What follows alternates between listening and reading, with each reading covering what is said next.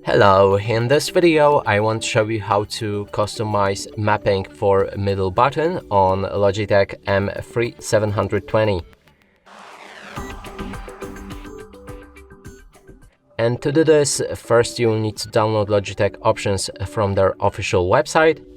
And when it's ready, here you'll find your mouse. Then there's three actions that you can use your middle button for. And there's scroll left. That way you will need to click your finger on the left side of your scroll, right scroll, and basic middle click.